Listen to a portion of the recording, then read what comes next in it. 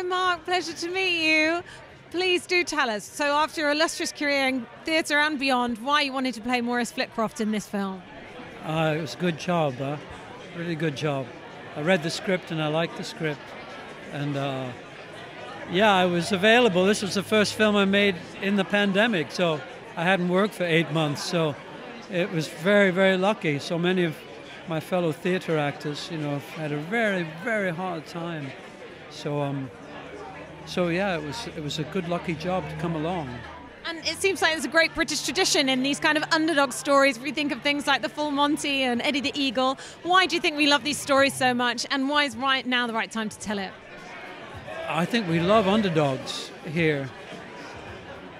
Yeah, I think like Raducanu, when people win against the odds, we really love them. When people get on top of the hill or something, we tend to want to knock them down. I don't know why that is. Must be the history of the country and the character and stuff.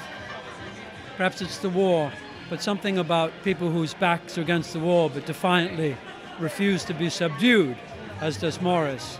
I think that's a good characteristic. It's a good characteristic, and yeah, something very English. And what was it like working not only with Craig Roberts but also Sally Hawkins and Reese Fans? Great cast. What was the experience like? Sally Hawkins is a dream, as you all would imagine she is, yeah. Just a dream to work with. I mean, inspiring, yeah.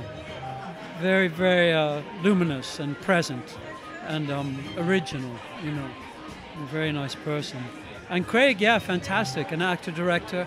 So knows a lot about acting, very nice to us, and very ambitious with what he wants to do with film, too. Has a real idea and a vision of what he wants to do. So, and won't say a bad word about himself, which is a really hard thing to do, actually, not to think badly or say anything bad about yourself. And he's got that marvelous quality. He's kind of innocent too, I suppose.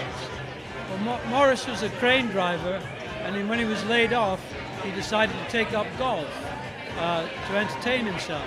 And about that time, colour televisions arrived, and he was blown away by the colour of the golf tournaments and the clothes that people wore and the magic of it and the grass and everything.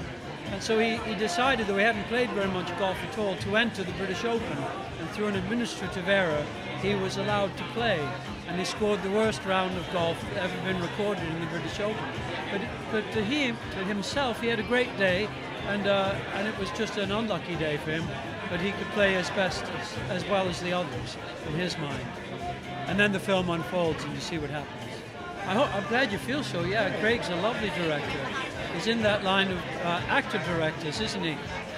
Like Orson Welles and Charles Lawton, Vittorio De Sica.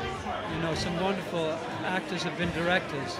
He's very ambitious with his camera, ambitious in the way he tells the story. And because he's an actor, very, very helpful to Sally and I, to everyone. Oh, it was a joy to work with, yeah. That's a big question. I think we all need a story, don't we? We all have a story that very few of us can live without a story, something we believe in, something we feel that we've moved from. We all have a story of our past and something we're moving towards. And so going to other stories and hearing other stories helps us to craft that story because it really does affect what happens, I think. The imagination has a big effect on it.